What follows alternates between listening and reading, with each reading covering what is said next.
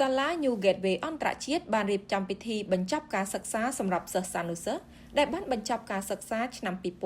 2026ក្នុងការអបអរសាទរដល់សិស្សានុសិស្សគ្រប់កម្រិតចាប់ពីមត្តេយ្យសិក្សាបឋមសិក្សាអនុវិទ្យាល័យរហូតដល់កម្រិតវិទ្យាល័យ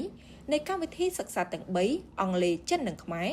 នឹងបានប្រគល់ពានរង្វាន់និងរង្វាន់លើកទឹកចិត្តជូនដល់សិស្សានុសិស្សឆ្នើមចាប់ពីថ្នាក់ទី1ដល់ថ្នាក់ទី12ដើម្បីជាការកោតសរសើរដល់ស្មារតីតស៊ូនិងសមិទ្ធផលសិក្សាដ៏ល្អប្រសើររបស់ពួកគាត់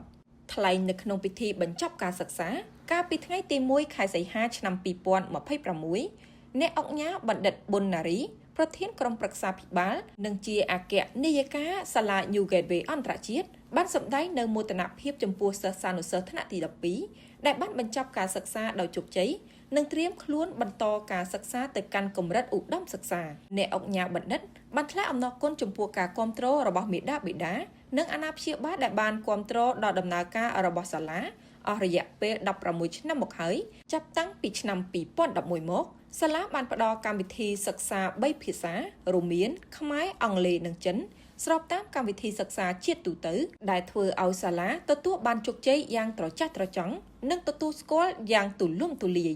ក្នុងឱកាសនេះដែរលោកជាជាតិអនុរដ្ឋលេខាធិការក្រសួងអប់រំយុវជននិងកីឡាតំណាងដ៏ខ្ពង់ខ្ពស់ឯកឧត្តមបណ្ឌិតសភាចារ្យហងជួននរុនឧបនាយករដ្ឋមន្ត្រីក្រសួងអប់រំយុវជននិងកីឡាបានថ្លែងការកោតសរសើរចំពោះថ្នាក់ដឹកនាំគណៈគ្រប់គ្រងលោកគ្រូអ្នកគ្រូជាពិសេសអ្នកអង្គញាបណ្ឌិតប៊ុនណារីក្នុងការបន្តបេសកកម្មជាមួយក្រសួងអប់រំយុវជននិងកីឡាដើម្បីកសាងធនធានមនុស្សនៅកម្ពុជា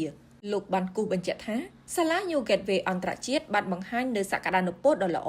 នៅក្នុងការគ្រប់គ្រងនិងបណ្ដុះបណ្ដាលសិស្សានុសិស្សឲ្យមានសមត្ថភាពខ្ពស់ស្របតាមទិសដៅកំណែទម្រង់របស់ក្រសួងអប់រំយុវជននិងកីឡាលើសពីនេះសាលាបានឆ្លើយតបទៅនឹងយុទ្ធសាស្ត្របញ្ចកោណរបស់រាជរដ្ឋាភិបាលកម្ពុជានីតិកាលទី7ក្រោមការដឹកនាំរបស់សម្ដេចមហាបវរធិបតីហ៊ុនម៉ាណែតនាយករដ្ឋមន្ត្រីនៃកម្ពុជាដែលបានផ្ដល់អាទិភាពខ្ពស់ទៅលើការកសាងធនធានមនុស្សប្រកបដោយគុណភាពដើម្បីជួយអភិវឌ្ឍសេដ្ឋកិច្ចគ្រួសារសង្គមនិងប្រទេសជាតិ